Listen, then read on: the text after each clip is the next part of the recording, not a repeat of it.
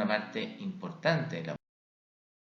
En el año 2012 se publicó un importante estudio para comparar el caliograma habitual en tejido fetal versus el uso de microarray, que es una forma de analizar los cromosomas, para ver si estos encontraban diagnósticos que de otra forma serían no detectables por el caliograma.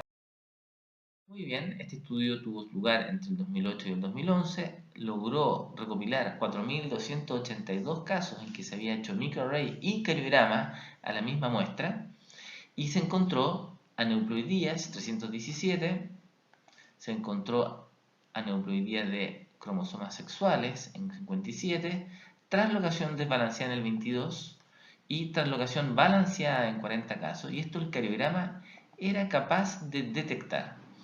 Y estos fueron confirmados en un 100% por el microarray, pero en un 0% cuando era translocación balanceada. Y triploidías tampoco fue capaz de detectar el microarray.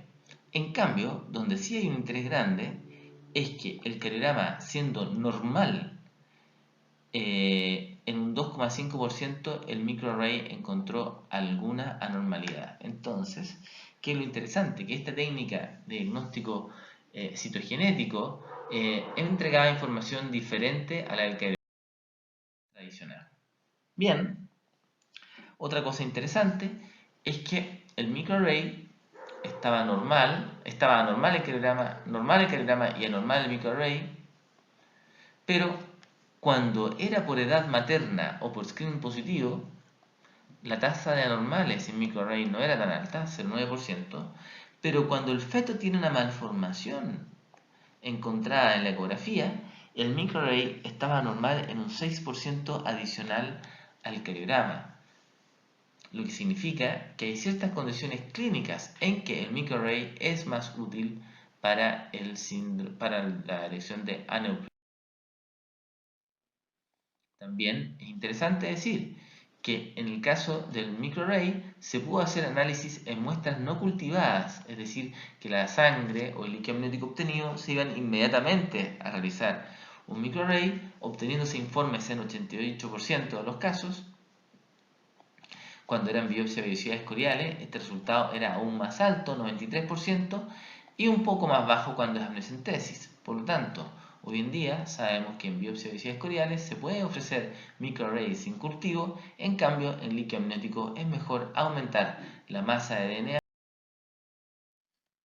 Algo que debe rescatarse de este importante estudio en que se ocupó microarray, ¿no es cierto?, es que en un 32% de los casos el microarray entregaba alguna variación que no era patológica, es decir, es un examen que tiene alteraciones, no es la palabra alteración, entrega un informe anormal en un porcentaje importante de los casos que tienen un significado desconocido o probablemente benigno, y que van a haber un número importante de casos en que van a parecer ser benignos y otros que van a parecer potencialmente malignos sin que necesariamente lo sean. Es decir, hay una información que entregan los microarrays que aún debe ser validada en diversos estudios para poder confirmar su pronóstico benigno o adverso.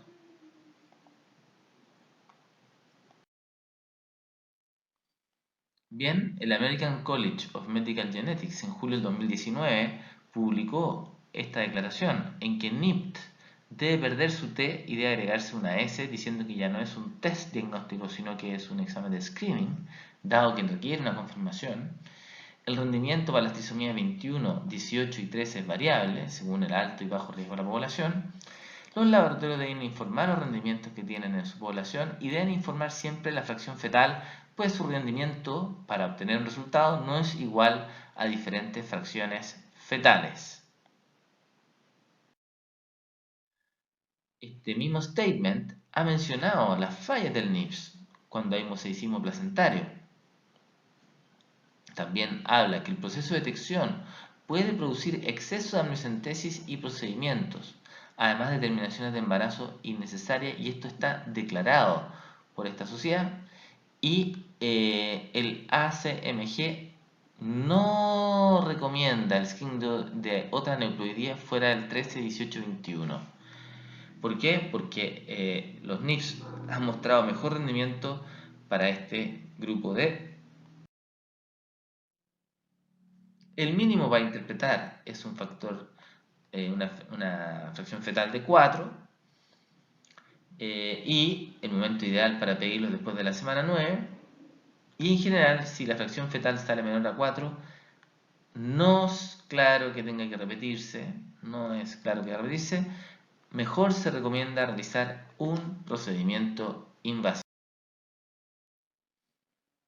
Entonces, cuando el NIPS no entrega resultado, no es mejor repetirlo, sino que mejor hacer un test como una amniocentesis, fracción fetal, atención en las obesas, el examen puede ser un poco más difícil.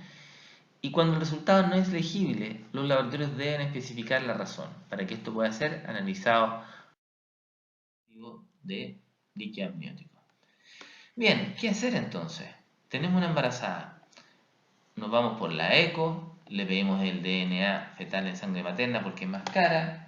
¿Cuál es la mejor alternativa para esta mujer? Tenemos un caso teórico, la señora C.U.T. de 40 años, primigesta, fertilización in vitro, y se encontró una translucencia nucal bastante alta. Normalmente este valor oscila a 3 milímetros o 2 milímetros o incluso 1, pero aquí 4 parece bastante alto, lo que nos entregó un riesgo de trisomía 21 de 1 en 24. Bien, ¿qué hacemos entonces? ¿DNA libre o amniocentesis para esta mujer? Bien, el DNA libre tiene una buena correlación, no 100%, y la amniocentesis, en cambio, es el gold standard porque nos entrega una muestra para cariograma o microarray, pero tiene riesgos porque es una punción. Muy bien, y la señora Kut tiene estas alternativas y tenemos que decir cómo avanzar en el diagnóstico o no. Y esto debe ser